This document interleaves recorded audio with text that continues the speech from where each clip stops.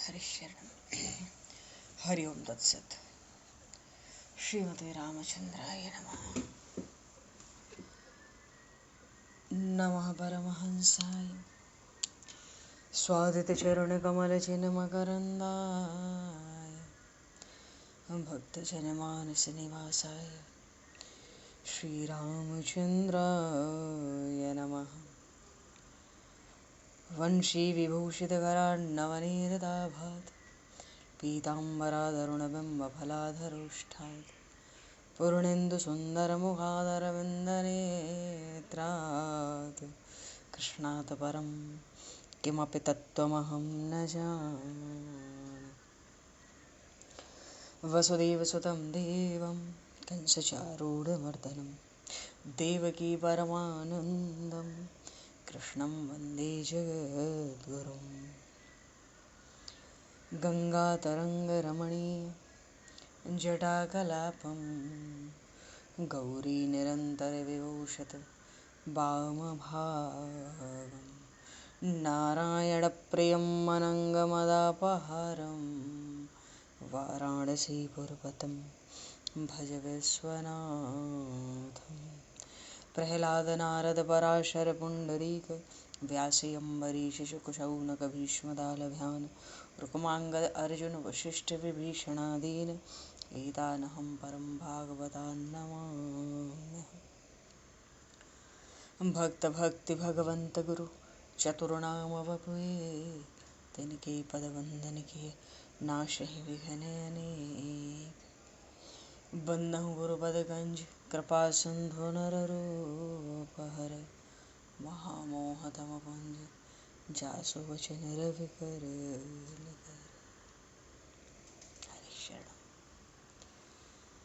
गोविंद जय जय गोपाल जय जय गोविंद जय जय गोपाल जय जय राधारमण हरि गोविंद जय जय राधारमण हरि गोविंद जय जय।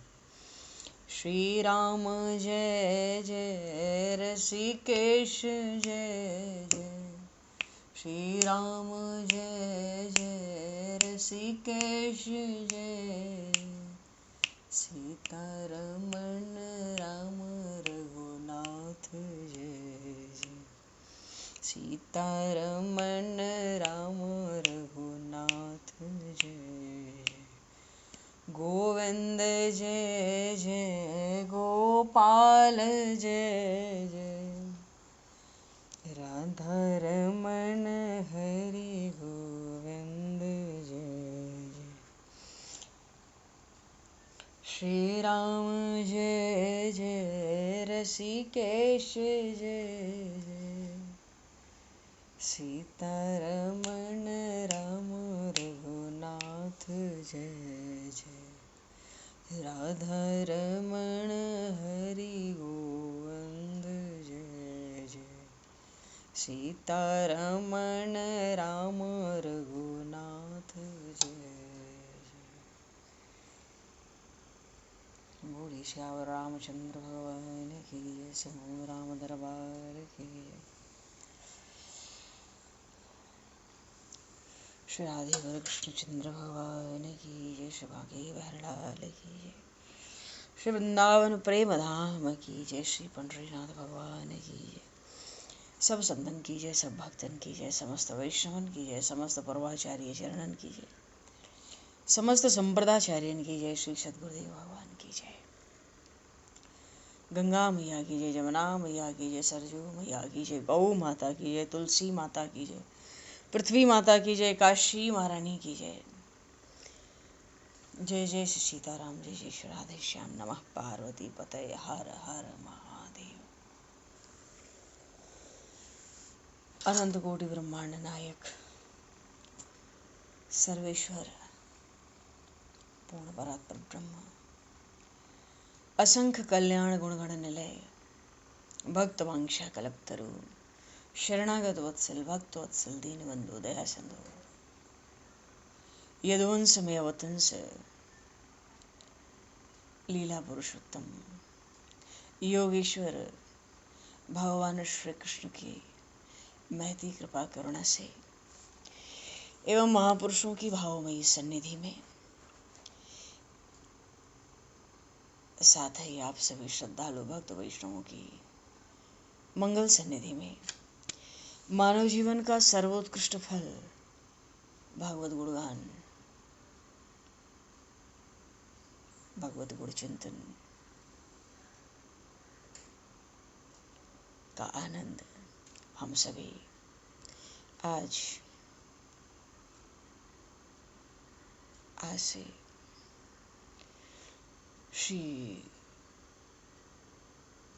श्रीमद् भगवद गीता के चिंतन के माध्यम से प्राप्त करने जा रहे हैं।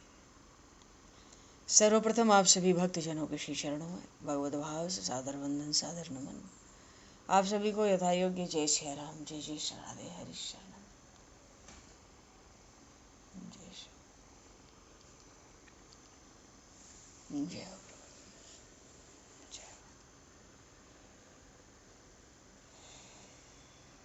जय जय श्री हरि शरण।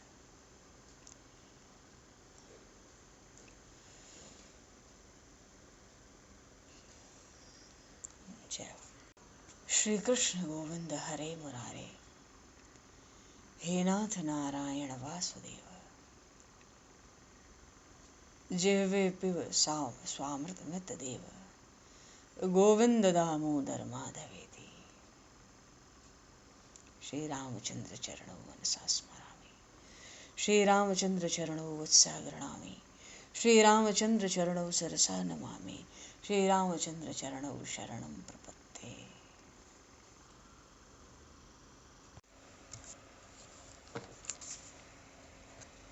सर्वप्रथम आज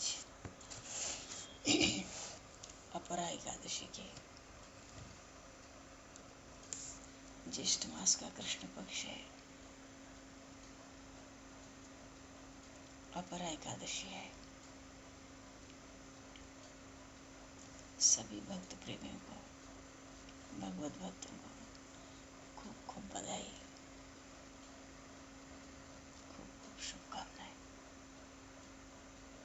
एकादशी महारानी आते ही है हमारे कल्याण के लिए, और वो कल्याण शीघ्र होवे इसलिए आती है। पक्ष में एक बार, 15 दिन में एक बार, कितनी भारी कृपा है। रामनवमी साल में एक बार आती है, जन्माष्टमी एक बार, महाशिवरात्रि एक बार। परिकाशी महारानी कलयुग में, हम कलयुगी जीवों का उद्धार शीघ्र हो इसलिए पक्ष में एक बार। बोलिए काशी महारानी की जय। एकादशी व्रत का तो उद्देश्य ही है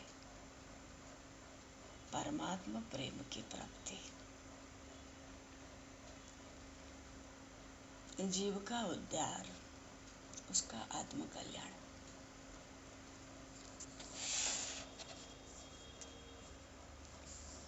और श्रीमद् भागवत महापुराण, बोलिए श्रीमद् भागवत महापुराण की जय।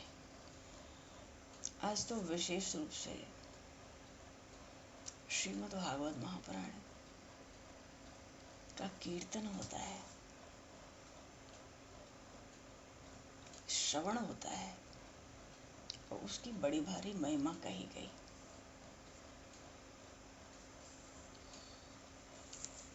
पर पहले कथाक्रम को आगे बढ़ाते हुए थोड़ा सा श्रीमद् भगवद गीता जी के 6ठे अध्याय पर भी हम लोग थोड़ा सा दृष्टिपात कर लें। बोलिए श्रीमद् भगवद गीता जी की जय।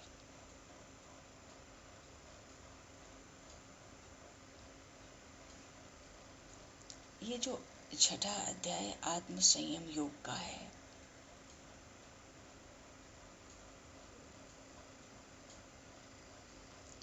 प्रकृति को भी स्तब्ध करने वाला है, क्योंकि प्रपंच का सारा विलास तो प्रकृति का है और भगवान इस आत्म संयम युग में ऐसा तत्व प्रकाशित किए कि इसी प्रपंच में रहता हुआ जीव आत्मज्ञान को आत्मसात कर लेता है, ब्रह्म सुख से भर जाता है, मानो भीतर बाहर परमानंद से ओत प्रोत हो जाता है। श्रीमद् भागवत में भगवान की स्तुति में एक बड़ी विलक्षण बात कही गई। अब ये प्रसंग से ही भागवत जी का स्मरण है।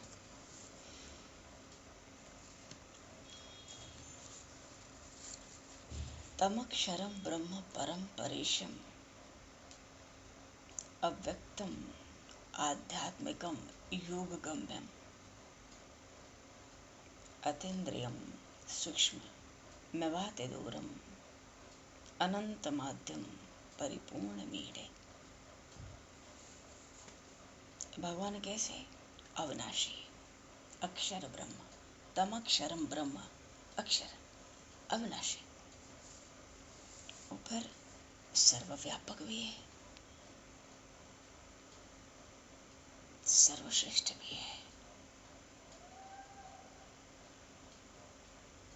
ब्रह्मा आदि जितने बड़े बड़े छोटे बड़े देवता हैं सबके नियामक है, कण कण में व्याप्त है। फिर भी भगवान की ऐसी उदारता, ऐसी दयालुता कि जो कण कण में व्याप्त परमात्मा का आत्मसात न करे। इस छठे अध्याय में भगवान ने हर ग्रंथि सुलझाई है। जीवन में आत्मसात कैसे करना है, आत्मसुख से कैसे भर जाना है।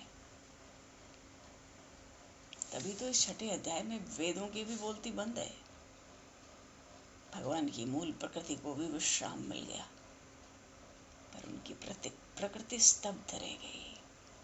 इतना प्रपंच विलास रचा और उससे निवृत्त होकर जीव आत्मसुख पाए तो प्रकृति तो स्तब्ध हो ही जाएगी। प्रकृति का बल कोई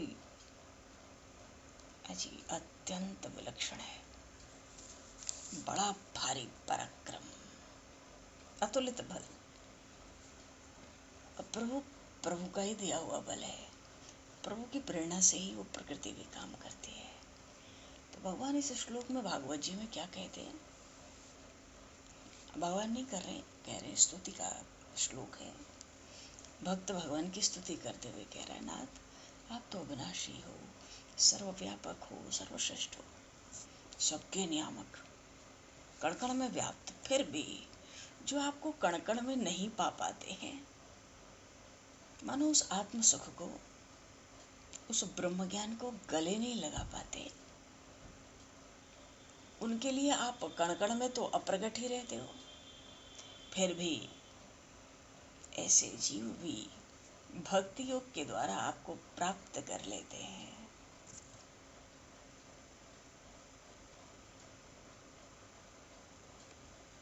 बिल्कुल स्पष्ट बात है। परमात्मा ने अपने प्रेम की प्राप्ति के लिए सबसे पहले आत्म सुख को ही कहा है, और यही कारण है वेद उपनिषद पुराण गीता भागवत रामायण दर्शन शास्त्र जितना है, सब में जो प्रधान ज्ञान है वो यही है।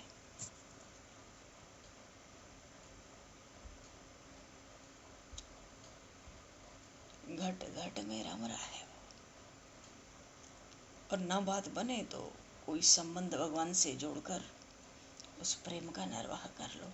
ये बात बिल्कुल इस भागवत के श्लोक में स्पष्ट है। क्यों? वो आदि कारण है, सब ओर से परिपूर्ण है। जितने देवता हैं, चार वेद हैं, जितने चराचर जीव हैं, और जितने नाम और इनके रूप हैं, आकृतियां हैं, नाम और आकृतियों के जो भेद हैं, ये सब उस परमात्मा के अत्यंत क्षुद्र अंश के द्वारा रच दिए गए।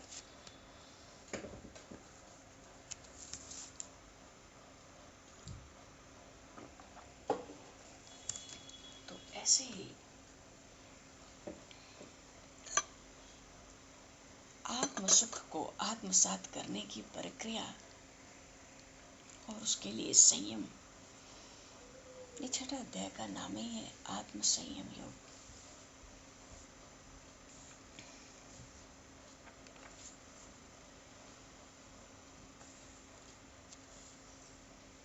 अनाश्रितः कर्मफलम् कार्यं कर्म करोति च स सन्यासी च योगी। अच्छा, कोई कर्म करे और उसमें कर्तापन का भाव न हो तो उस किए गए कर्म के फल में आसक्ति तो अपने आप ही नहीं रहती। जब ये भाव ही दृढ़ हो गया कि कर्म हमने नहीं किया, तो फिर उस कर्म के फल की आसक्ति के सिरदर्द में कौन पड़े।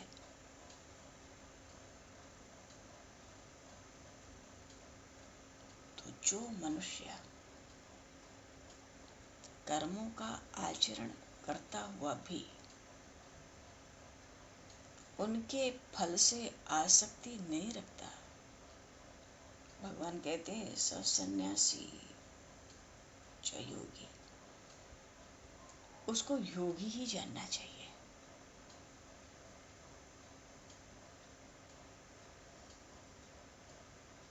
जो भीतर आत्म सुख पाते हैं, मालूम पड़ता है वो क्या कर्म करते होंगे। जिनको कण कण में परमात्मा दिखता है भीतर बाहर, वो क्या कर्म कर सकते हैं, वो क्या कर्म करते होंगे, पर करते हैं क्योंकि कर्म प्रारब्ध के अधीन होते हैं। और जब तक देह में जीव है प्रारब्ध होता है, पर आत्मज्ञानी आत्म सुख से लबालब भरे जो योगी सन्यासी हैं, वो ये ध्यान ही नहीं देते कि शरीर क्या कर्म कर रहा है, क्यों कर रहा है। वो तो आत्म सुख से भरे रहते हैं। कोई कर्तव्य कर्म मालूम पड़े वो उसको भी कर देता है, पर देह बुद्धि लेश मात्र नहीं रहती। उस शरीर को मैं नहीं मारता, अपने किए गए कर्म का भाव भी नहीं रखता।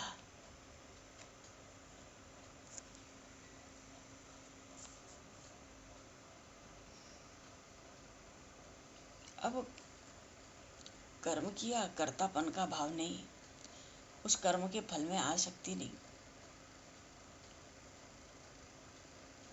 तो चित्त तक भी उस कर्म का बंधन नहीं होता।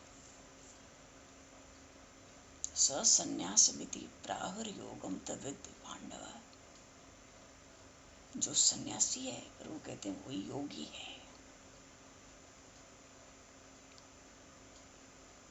और इस बात की जो विजय है, विजय पताका, कि जो सन्यासी है वही योगी है। भगवान कह रहे हैं अनेक शास्त्रों में इसकी विजय फहरा रही है, मानो ये बात कही जा रही है। भाव है कर्म कर रहे हैं, जहां संकल्प विकल्प छूटा, नष्ट हुआ, वही योग का जो सार है ना, ब्रह्म, जीव की ब्रह्म से भेंट होती है।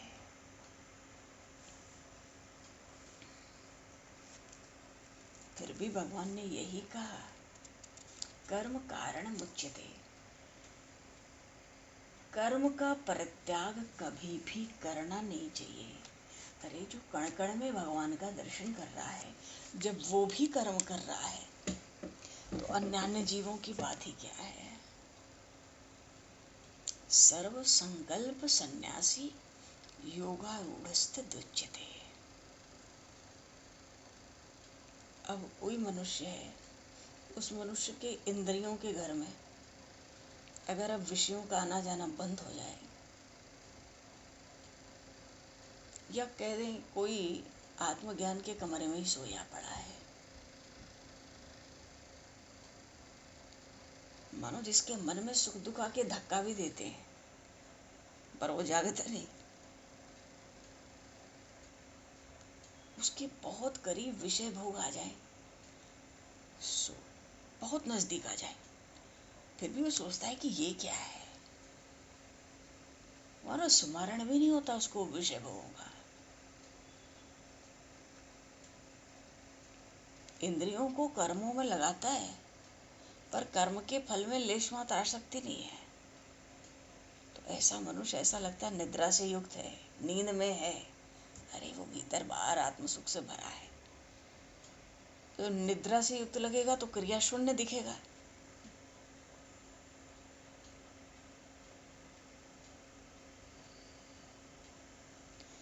महात्मा अर्जुन ने भगवान श्री कृष्ण से इस बात को सुनकर कहा कि हे अनंत, मुझे इस बात को सुन के बहुत आश्चर्य हो रहा है। अब कृपा करके आप मुझे ये बताओ कि उस मनुष्य को ऐसी योग्यता देता कौन है कि इंद्रियों के घर में रह के भी विषय ना आवे, आने न पावे, निरंतर आत्मज्ञान में पड़ा रहे, सुख दुख के धक्के लगे फिर भी असर न हो, विषय भोग प्रकट हो जाए अत्यंत निकट, फिर भी उसको स्मरण न हो। ये ऐसी योग्यता मिलती कैसे है?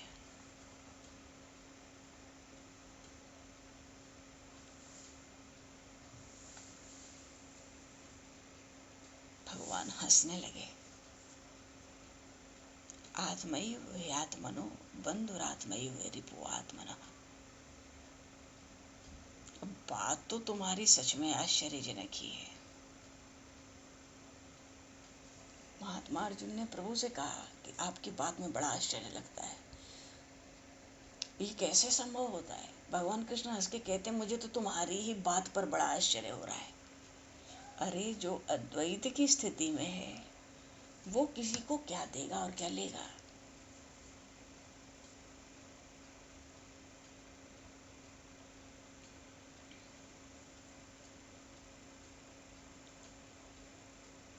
मनुष्य जब अचानक जाग उठता है उसको ये समझ में आता है कि स्वप्न की अवस्था में वो जो सब बातें थी वो एकदम झूठी थी।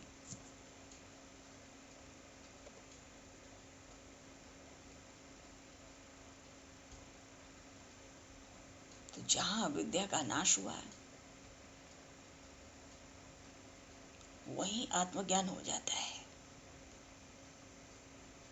मानो प्रभु कहते हैं कि एकमात्र ये देहाभिमान के चक्कर में जो पड़ता है वो अपना नाश कर लेता है। बोलिए श्री भक्त वत्सल भगवान की जय। प्रसंग थोड़ा सा गूढ़ है, पर आगे इसको जैसा प्रभु चाहेंगे। है बड़ा मधुर आत्मसंयम योग।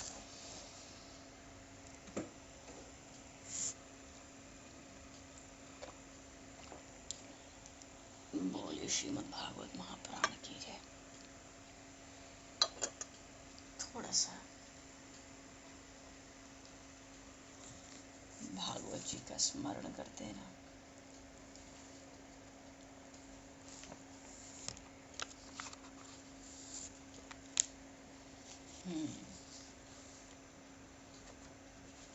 श्रीमद् भागवत में भगवान ने उद्धव जी को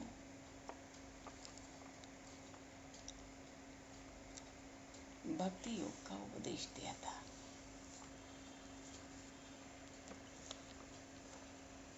और उस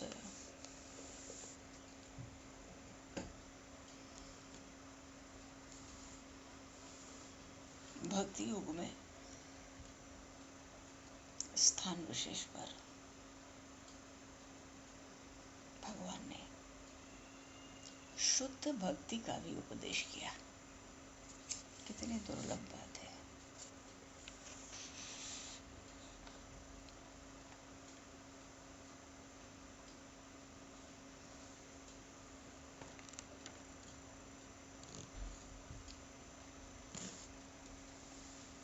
भक्ति योग पुरोर्वोक्तः। भक्ति योग सुना दिया था, पीछे प्रभु जी कहने लगे, सुना तो दिया हूँ भक्ति योग, एक बार फिर से सुनाता हूँ। द्वादश स्कंद में 19वें अध्याय में भगवान ने उन अपने प्यारे भक्त उद्धव जी को शुद्ध भक्ति का उपदेश किया 4 श्लोकों में, ये कह लें 3.5 श्लोकों में। आधे श्लोक में थोड़ी कर्म मिश्रित भक्ति थी।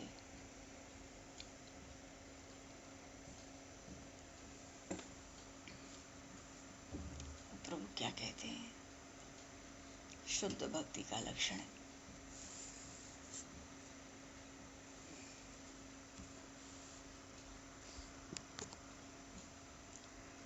श्रद्धामृत कथायाम में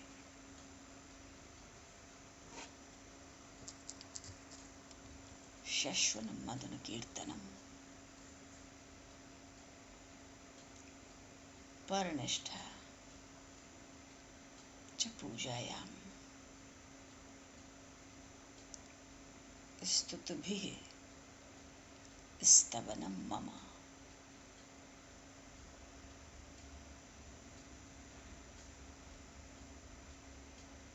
श्रद्धा से युक्त होकर भगवान अपने ही मुंह से कह रहे हैं, मेरी अमृत रूप कथाओं का श्रवण करना चाहिए।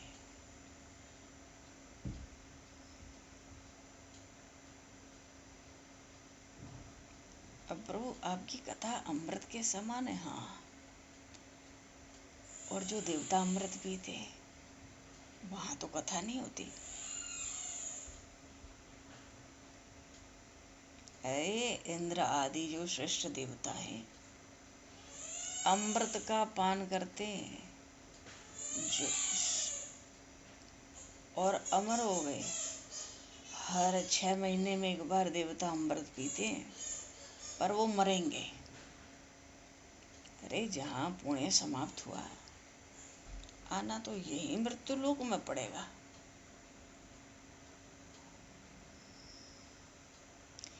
एक अविनाशी भगवान शिव को छोड़कर ऐसा कौन है? चींटी से लेके ब्रह्मा तक सब कर्म के डोर में बंधे हैं। आ ब्रह्म स्तंभ पर्यंतम सर्वम माया मयम जगत सत्यम सत्यम पुनः सत्यम हरेर नामैव केवलम।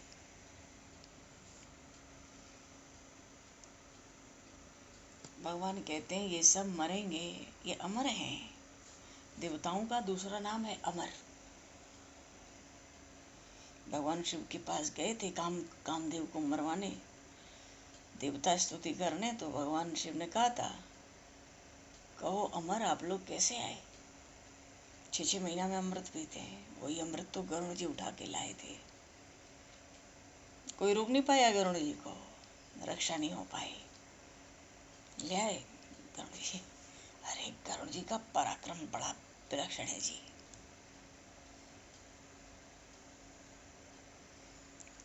अच्छा, तो देवता अमृत पीते तो तुम मरेंगे, लेकिन जो भगवान कह रहे हैं मेरी कथाओं का जो अमृत पीते हैं, सेवन करते हैं, कलिकाल को जीतकर अमर हो जाते हैं। बोलिए श्री शरणागत वत्सल भगवान की जय।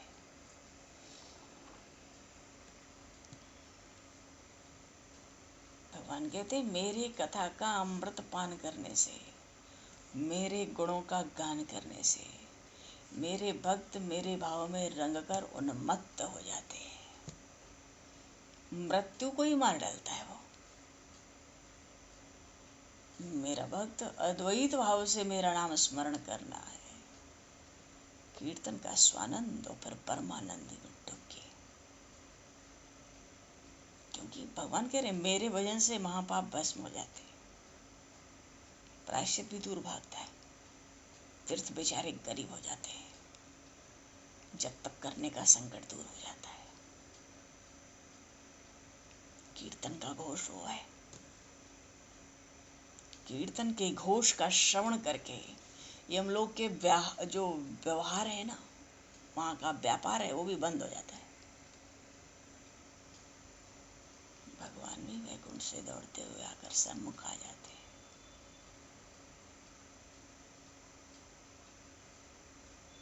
तो प्रभु कहते हैं परनिष्ठा शश्वनु शश्वनु तनु कीर्तनम तो है, फिर कहते हैं परनिष्ठा च पूजाया स्तुत भी स्तवनम मम। एक तो मेरा भक्त प्रेम से कीर्तन करता है, फिर पुष्पादि सामग्री से मेरा पूजन करता है, फिर मेरी स्तुति करता है, स्तवन। आधा क्षण भी व्यर्थ नहीं जाने देता।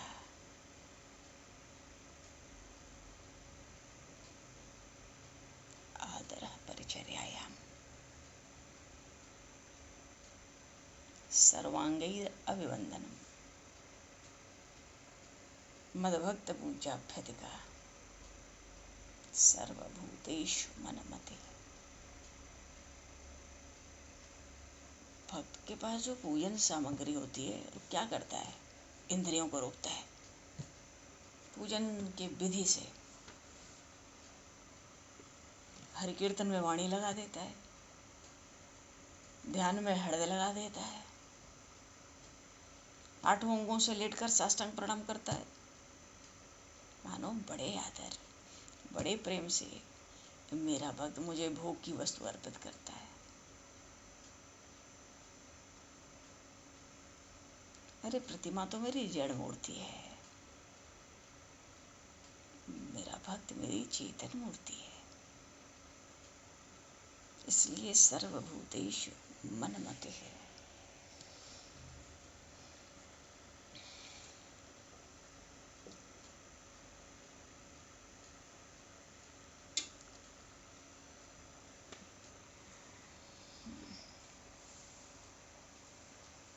भगवान को भी बड़ा संतोष होता है भक्त की पूजा स्वीकार करके।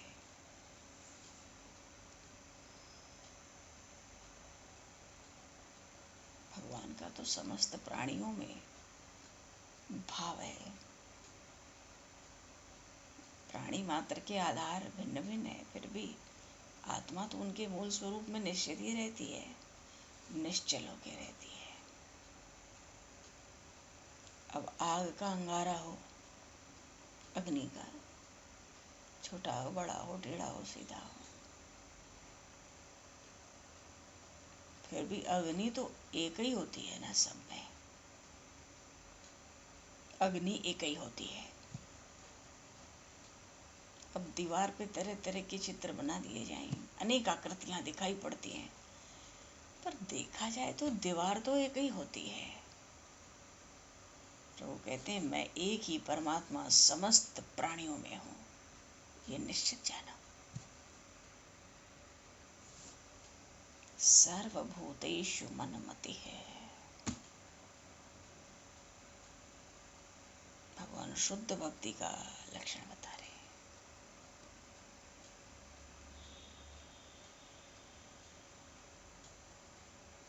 मयि अर्पणम च मनसः सर्वकाम विवर्जितम् मदर्थेश्वर चेष्टा च वत्सा मद्गुणैरणम्। भक्त तो भगवान का ऐसा हो बाजार में भी बैठ जाएगा, वहां भी भगवान का नाम गुणगान करेगा, जो क्रिया करेगा भगवान को ही अर्पित करेगा। सब इंद्रियों को भगवान में जोड़ के रखता है। उसके मन में जो जो प्रिय होता है सब मुझे अर्पित कर देता है। अरे अपना मन भी मुझे दे देता है।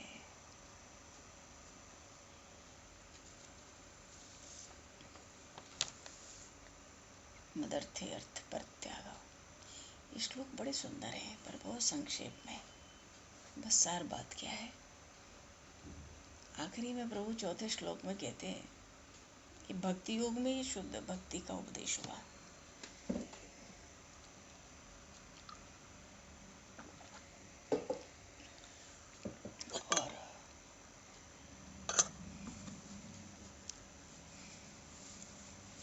ऐसी शुद्ध भक्ति का उपदेश भागवत जी में एक ही स्थान पर हुआ है। मदर्थे अर्थ परित्याग भोगस्य च सुखस्य च इष्टम दत्तम हुतम जप्तम मदर्थे यद व्रतम तपः।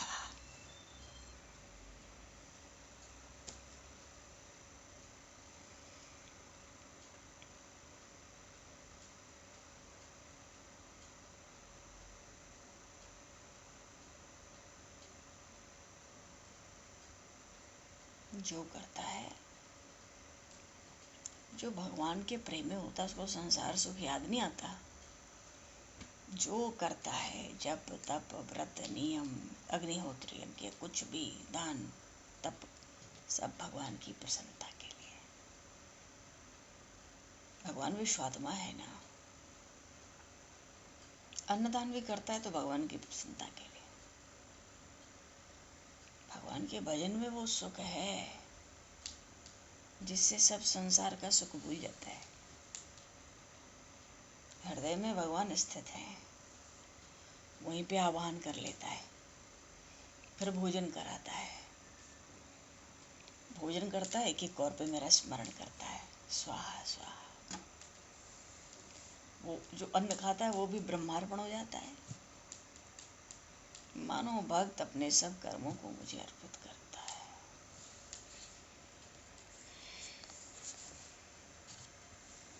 बस जी, सीताराम।